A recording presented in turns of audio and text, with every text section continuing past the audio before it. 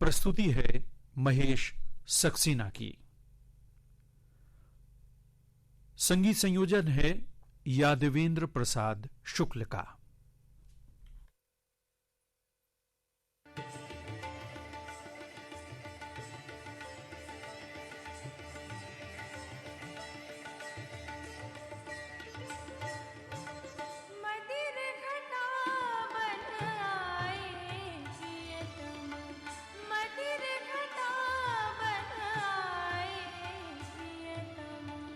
मदिर घटा बन आए प्रियतम, मदिर घटा बन आए प्रियतम, मन आंगन पर छाए प्रियतम, मन आंगन पर छाए प्रियतम, मदिर घटा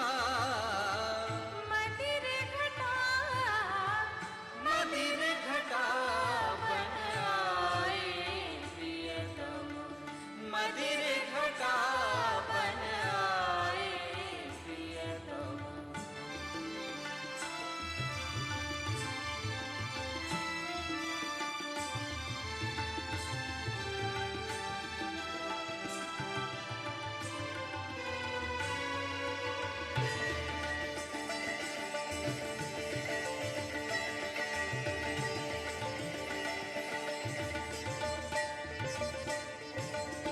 पथराए ये नेत्र निगोड़े, पथराए ये नेत्र निगोड़े, तुम्हारे दरस की आस ये छोड़े, तुम्हारे दरस की आस ये छोड़े, आ जाओ तुम बिन है अधूरे, आ जाओ तुम बिन है अधूरे, जीवन रस के प्याले प्रियतम, जीवन रस के प्याले प्रियतम, मदिर घटा मदिर घटा मदिर घटा बन आए प्रियतम, मदिर घटा बन आए प्रियतम।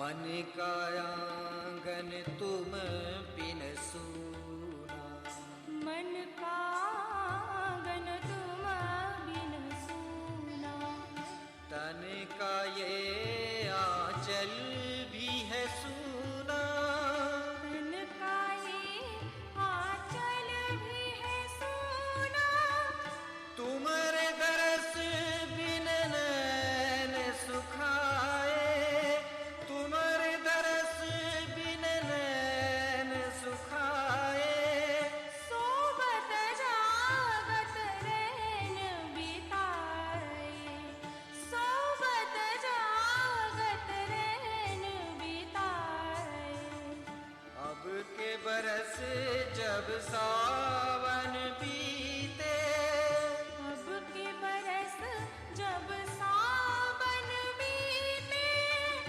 अखियों में भर आओ प्रियतम, अखियों में भर आओ प्रियतम, मदिर घटा मदिर घटा मदिर घटा बन आए प्रियतम, मदिर घटा बन आए प्रियतम, मदिर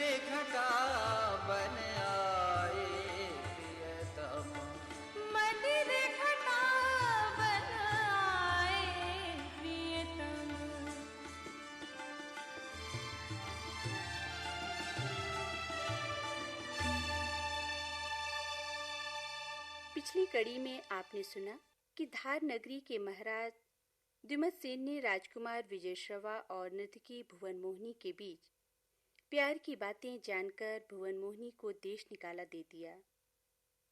राजकुमार भुवन मोहिनी के वियोग में पड़ गया और उसके 3 महीने के अथक श्रम के बाद भुवन मोहिनी का एक सुंदर चित्र बनाया। एक दिन राजमाता से उसकी मुलाकात हो गई।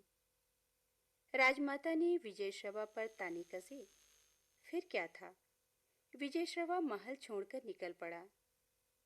रास्ते में अरण्यक ने बताया, भुवन मोहिनी इंद्रप्रस्थ गई है, तो वह उससे मिलने के लिए इंद्रप्रस्थ की ओर चल दिया। क्या वो भुवन मोहिनी से मिल सका? जानने के लिए सुनते हैं धारावाहिक भुवन मोहिनी की दूसरी कड़ी।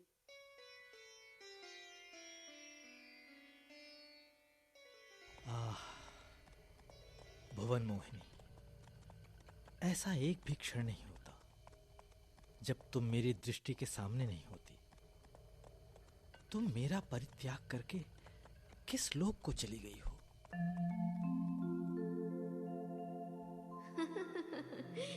मैं स्वप्न लोक की छाया हूँ राजकुमार। एक छलावा बनकर तुम्हारे जीवन में समाई हुई हूँ।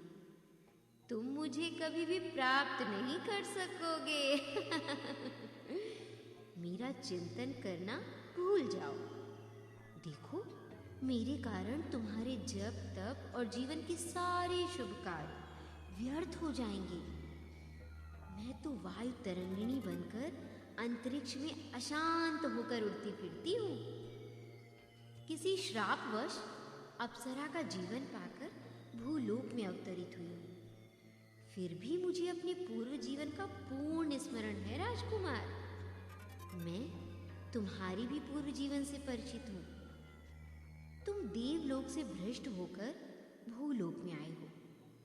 वहां भी तुमने मुझे प्राप्त करने का प्रयास आरंभ किया, तो देवगण तुमसे असंतुष्ट हो गए। तुम्हारे आकर्षण में मैंने भी देवताओं की अवहेलना आरंभ कर दी और देवता हम दोनों से रुष्ट हो गए और देवलोक से निष्कासित कर दिया। तुमने राजराजेश्वर के महल में जन्म लिया और मैंने अपने पूर्व जीवन के अनुकूल एक अप्सरा के गृह में। इसलिए अपने पूर्व जीवन में लौट चलने के लिए आवश्यक है कि मेरे रूप की ज्वाला में विदग्ध ना बनो। जाओ जाओ ना, मुझे सर्वदा के लिए भूल जाओ।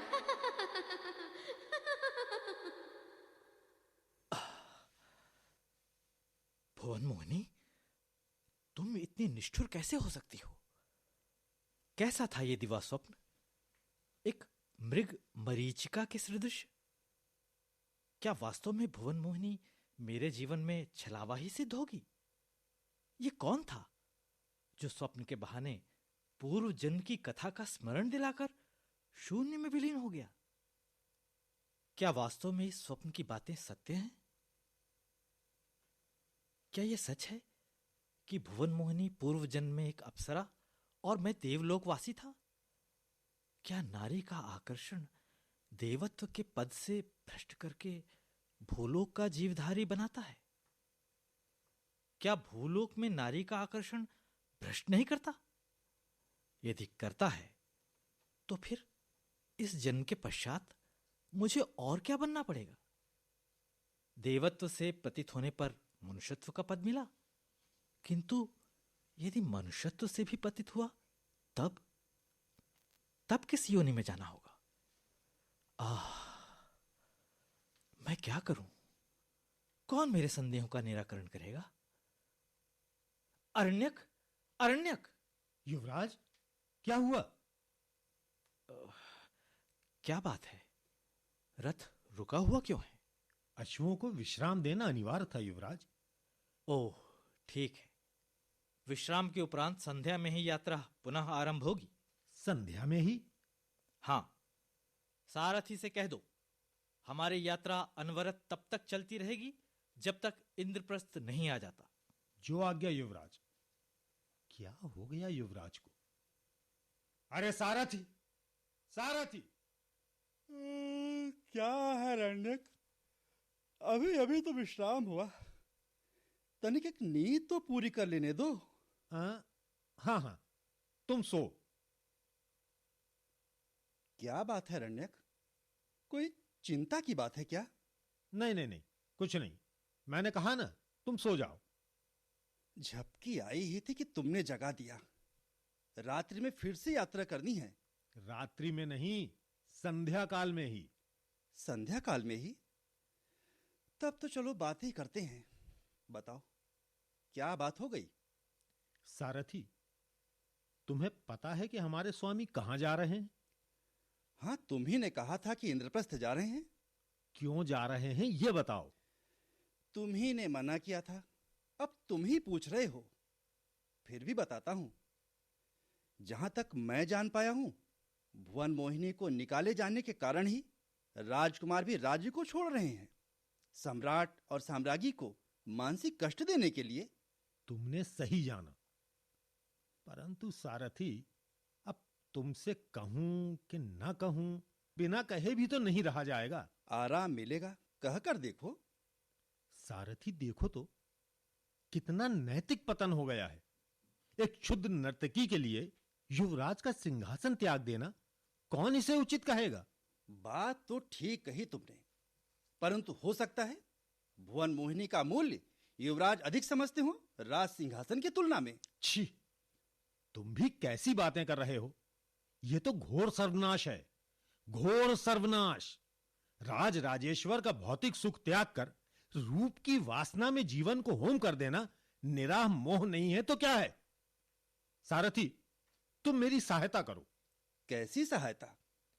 किसी भी प्रकार से राजकुमार को पतन की गर्त में जाने से हमें बचाना होगा। हमें? वरना सम्राट द्युमत्सेन के बाद राज सिंहासन का भगवान ही स्वामी है। सोचो, अगर सम्राट द्युमत्सेन के बाद युवराज सिंहासन पर न बैठे तो साम्राज्य का क्या होगा?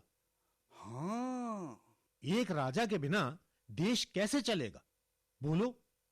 हे भगवान, मैं तो सोच के ही परेशान हो गया। पश्चिम और उत्तर से शक और हूण जातियां आक्रमण कर देंगी, जिसका सामना छोटे छोटे राज्य नहीं कर सकेंगे। परिणाम क्या होगा ज्ञात है? परतंत्रता। राष्ट्र की प्रजा असहाय की तरह लूटी जाएगी। सीमा प्रांत की असहाय नारियां विजेताओं की विलास का साधन बन जाएंगी। राष्ट्र की पतिव्रता देवियां कुल कलंकनी कहलावेंगी सारथी, और विश्व की सर्वश्रेष्ठ नारियां भुवन मोहिनी की ही भांति तुच्छ बनकर राष्ट्र के सर्वनाश का कारण बनेंगी। तब क्या हुआ रण्यक? तुम मेरी सहायता करो। कैसे? सुनो, इंद्रप्रस्थ पहुंचने पर, इससे पहले कि युवराज और भुवन मोहिनी की भेंट हो, हम उससे मिलकर सब कुछ बता दें। किससे मिलकर? अरे भुवन मोहिनी से। उससे क्या होगा? भुवन मोहिनी विजय श्रवा को भुला देगी? अवश्य। उसे ऐसा करने के लिए प्रेरित करना होगा। यदि वो सबके लिए अपने सुखों का त्याग कर सकी तो अच्छा ही है, अन्यथा राष्ट्र पर आने वाली विपत्ति को हटा देने के लिए आवश्यक होगा भुवन मोहिनी का वैयक्तिक बलिदान। तात्पर्य? यह मैं नहीं जानता, किंतु इतना तो मैं कह सकता हूं कि भुवन मोहिनी स्वयं राष्ट्रहित को प्रधानता देगी। देना भी चाहिए। राष्ट्र का हित सर्वोपरि है, सबके लिए। तो फिर साफ साफ बताओ, हमें क्या करना होगा? जैसे भी संभव हो, भुवन मोहिनी से विजय श्रवा को अलग रखने का प्रयास करना होगा। अरण्यक, संध्या हो गई है। होने दो। अरे हमें प्रस्थान करना है। अरे हां, परंतु ध्यान रखना इस बात का। चलो दैनिक चर्या करके प्रस्थान किया जाए। हाँ हाँ, चलो चलो चलो, शीघ्रता करो। युवराज, प्रस्थान की आज्ञा है ना? हाँ हाँ, शीघ्रता करो। जो आज्ञा। चलो चलो। मित्र, सो रहे हैं? सो जाइए। कहां जा रहा हूं? किस उद्देश्य से जा रहा हूं? क्या होगा परिणाम? केवल सर्वनाश, अधिक कुछ नहीं। हाँ? सर्वनाश? हाँ, क्या तुम सचमुच उस प्रणयिनी को प्यार करते हो जो तुम्हारी दृष्टि से निर्वासित है? हां, क्या तुम्हें भुवन मोहिनी के अक्षय यौवना होने पर विश्वास है? हां, क्या तुम्हारा आज वाला अनुराग रंजित हृदय अपरिवर्तनशील है? हां, क्या उसकी रूप की झांकी आज जैसी कल भी रहेगी विजयश्रवा? क्या 2 दिन में फूल की तरह मुरझा जाने वाला सौंदर्य अपनी सहस्त्र किरण कांति से तुम्हारी रंगीली वासनाओं को चमकाता रहेगा? क्या रुग्णावस्था झुलसकर इस सौंदर्य को क्रूप न बना देगी? क्या बुढ़ापे में आज का स्निग्ध, मनोरम और आकर्षक शरीर झुर्री